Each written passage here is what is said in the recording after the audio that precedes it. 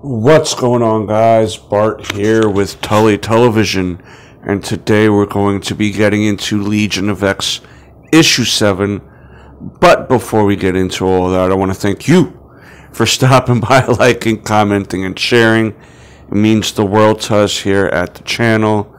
Only together can we go straight to the moon, baby! Through liking, commenting, sharing, subscribing.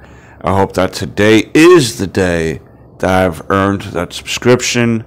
If so, you hit that red subscribe bar down below. But let's get into it. Legion of X number 7 here. This is a variant cover of the issue of Vox here, or Banshee as the Spirit of Vengeance. Vox, his new name, Vox Ignis. The title of this issue is "The Hand That Mocked Them and the Heart That Fed." Cy Spurrier is the writer. Nito Diaz is the penciler for this issue. Sean Parsons is the colorist, and for this particular cover, it was Lee Garbett. Now, this begins basically issues 1 through 5 wrapped up the first story arc. Issue 6 was a tie-in to the Avengers versus Eternals versus X-Men story, in which Magneto had passed away. Captain America was the first human to be resurrected. Bunch of stuff going on in that issue, in that story. But at the end of issue 6 was Mother Righteousness again approaching David Haller about coming to her for extra help. So then something like what happened on Akroa with the decimation of Mars, that they can have extra protection and extra security with Mother Righteousness. So David again is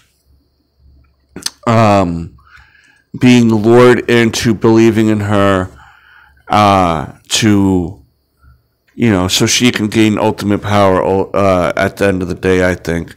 But we start off the issue with the Legionnaires' roll call. Basically, Nightcrawler giving all of the team members their marching orders for the day. And we start off with a mystery, basically, of Nightcrawler, to where he has horns now. He made a joke about at the end of the meeting is there any questions? Everyone raises their hand, and he's like, that don't involve the horns. And then everyone puts their hands down. He himself doesn't even know why he has grown the horns. It could be due to a secondary mutation. Here we go with the catch-up of everything, the characters that are going to be involved, and the title and the cast. Hold on, let me get a little drinkaroo.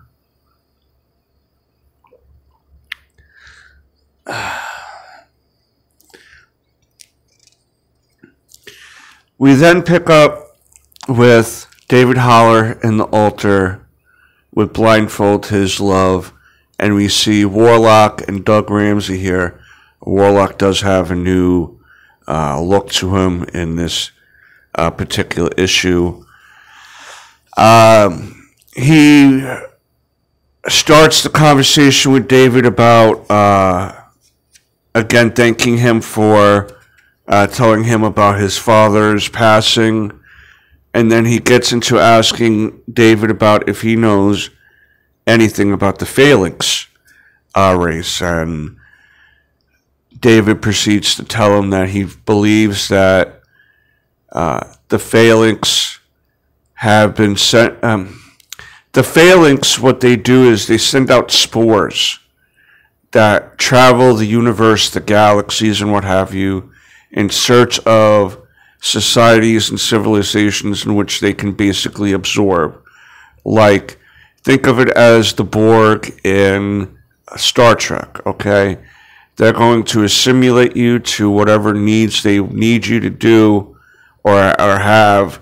And then once they take over that world, they're going to use the resources and, again, send out more spores down the road and what have you. But why Warlock is basically asking is because some of these spores have made their way into David's altar, which is supposed to be like a dimension for astral forms. And this is something new we're learning about the Phalanx and stuff, that they can pretty much go send their spores into pretty much anywhere, whether it be in astral form, this dimension, that dimension. They will eventually find the way to send their spores in to try to overtake you down the road, no matter how long that may take. So David tries to collect all these spores and uses this Alioth-style creature to eat that energy and to take that away, thinking that he wiped the altar away of all these spores to prevent the Phalanx and possibly other entities from entering the astral form that can learn how to do this now. We also in this issue see how the life cycle of the Phalanx happens and the different things, the different levels of assimilation and stuff that they do. It gives a really in-depth explanation of the life cycle of the Phalanx. Again, like I said, they send out the spores, they go try to assimilate, and then work from there. Excuse me.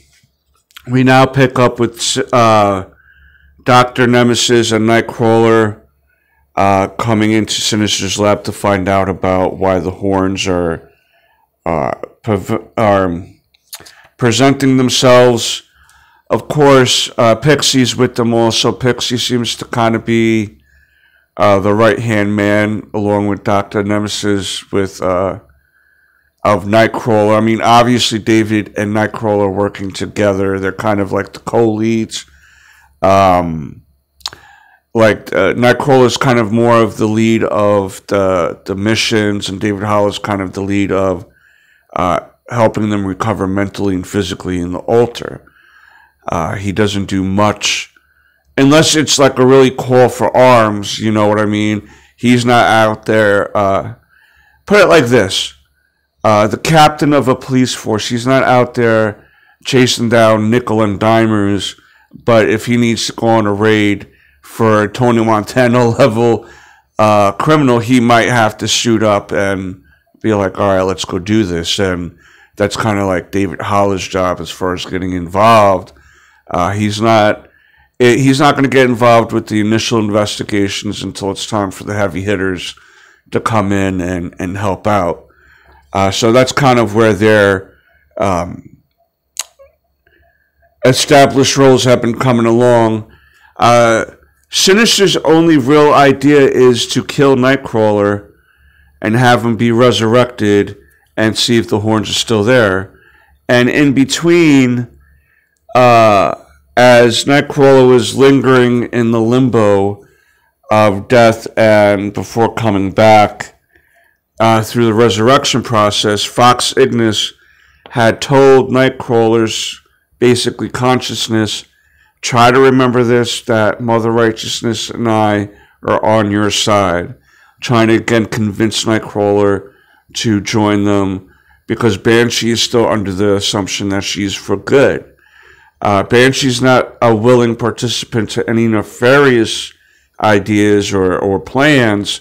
He's believing she is of a righteous intent because she was able to help him get over some of his current mental humps and blockades, that he thinks that she can do this for everyone on Krakoa, and he's not realizing she's doing this to try to eventually gain, which I'm not really spoiling anything, gaining dominion in the Sins of Sinister storyline.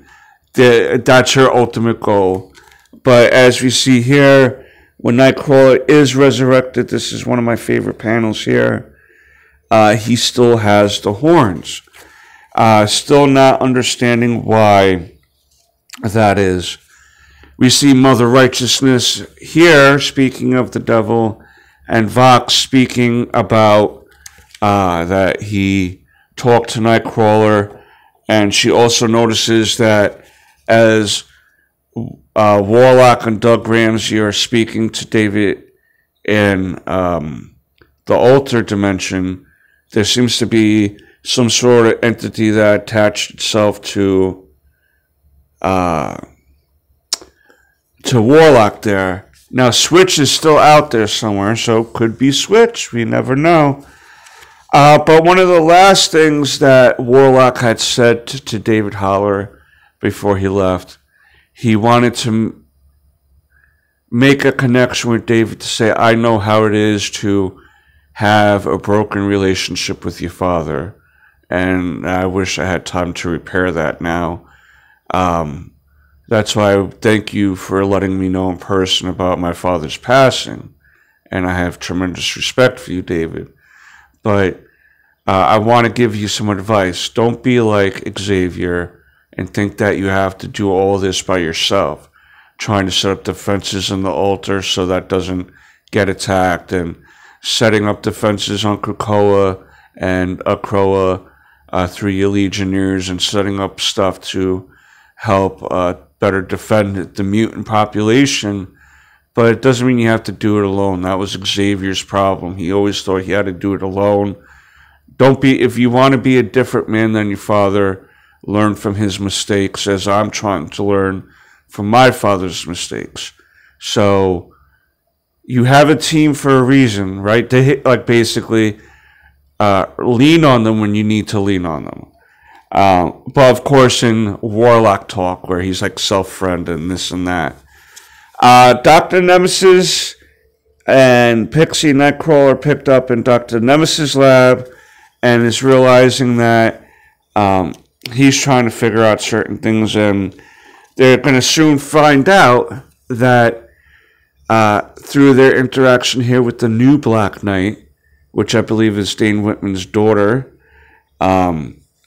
she has encountered another mutant that has been going through some physical transformations. And Nightcrawler realizes he's not alone in this. And Angel is also going through this. And I like this panel a lot too. And that's where the issue ends. We see that Angel is getting afflicted with the same type of transformation that Nightcrawler is going through. It seems like they're evolving from... It seems like Nightcrawler looking like a demon is evolving more into a demon-looking type of being. And it looks like Angel there, Warren Worthington III, who's Angel, and is basically a being that flies. They're looking like he's mutating into a more mutated bird, so to speak. So it seems like these mutations are happening based off of evolving off of your powers and looks, possibly. And we'll learn who's behind these transformations in the next few issues. And we'll be gearing up towards the end of the series in issue 10, picking up after that with Sins of Sinister #2, because I did do... Nightcrawler's... Nightcrawler's #2, because I covered Nightcrawler's #1 already. It's in the Nightcrawler playlist, if you check that out. And part 3 to that, and then we'll do Sins of Sinister Dominion to wrap up this stretch of videos, and we'll see where the Legionnaires wind up after that. And then I'll decide on if there's going to be any titles that we can continue these guys' journey.